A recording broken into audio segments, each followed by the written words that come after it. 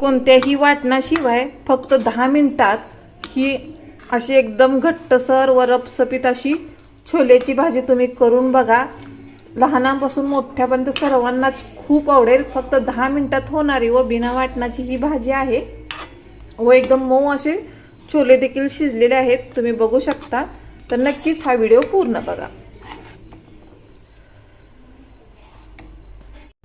आता ही छोले आहेत हे मी कमीत कमी 4 तासासाठी भिजत ठेवले होते। तुम्हाला जर डायरेक्ट करायचे असतील तर तुम्ही कोमट पाण्यात त्याला शिजत घालू शकता। आता मी हे भिजत घातल्यामुळे मी डायरेक्ट हे शिजायला घालत आहे। आता याच्यामध्ये आपण साधारणतः छोले बुडेन थोडंसं आपण भात जसा शिजवतो त्या प्रकारे पाणी टाका, वरून मीठ टाका। मीठ टाकणं खूप महत्त्वाचं आहे व थोडीशी हळद टाका जेणेकरून छान असा कलर येतो। आता तुम्ही बघू शकता कुकरमध्ये 3 शिट्ट्या घेतल्यानंतर आपला हा छोले किती छान शिजला आहे। एकदम मऊ आणि एकदम मऊ असा हा शिजला आहे आणि बरोबर असं म्हणजे फुटला नाही, काही नाही। तर ह्याच्यातील आपण थोडे छोले आधी बाजूला काढून घेणार आहे।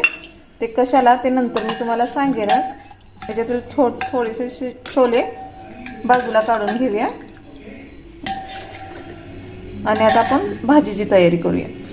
आता इथे गॅसवरती कढई गरम करण्यासाठी ठेवली आहे। त्याच्यात आपण साधारणतः 1-2 पळ्या होईल एवढं तेल टाकून घेऊया। ही छोलेची भाजी कोणत्याही वाटणाशिवाय आपण करतोय त्यामुळे वाटणाची काही गरज नाहीच। आता याच्यात थोडीशी मोहरी आणि थोडेसे जिरे टाकूया, थोडेसे तमालपत्र टाकूया आणि इथं 1-2-3 हिरवी मिरची टाकून घेऊया।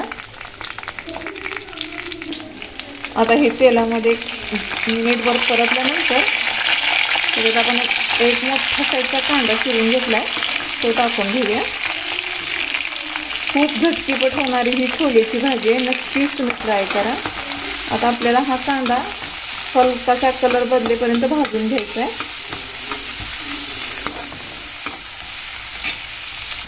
आता तुम्ही बघू शकता 5 मिनिटात कलर आपला बदलला आहे कांद्याचा। आता त्याच्यात पूर्ण पिकलेलं 1 मीडियम आकाराचं टोमॅटो ही टाकून घेऊया व याच्यात फक्त कांदा आणि टोमॅटो छान भाजेल असं एवढं मीठ टाकून घेऊया। आता हे चांगलं आपल्याला एकजीव होईपर्यंत भाजून घ्यायचं आहे आणि आता तुम्ही बघू शकता कांदा आणि टोमॅटो छान असे भाजले गेले आणि आता ह्याच्यात आपण मसाले टाकून घेऊया। इथं 1 चमचा हळद टाकूया, 1 चमचा काश्मीरी लाल मिर्च टाकूया।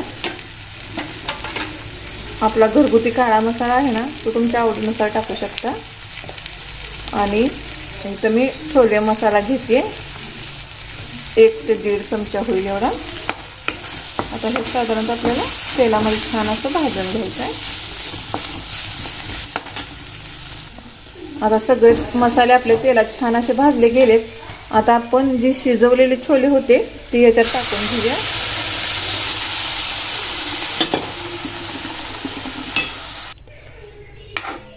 मग अशी जी छोले बाजूला काढून ठेवले होते त्याचं मी असं मिक्सरवर थोडं थोडं बारीक करून घेतलं आहे।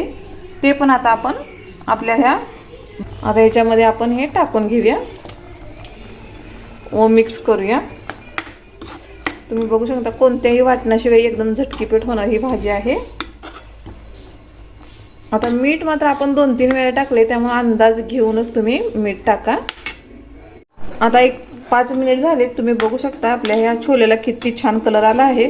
वरून फ्रेश अशी कोथिंबीर टाकायची व आपली तयार झाली ही छोलेची बिना वाटण्यातील रपसपीत भाजी।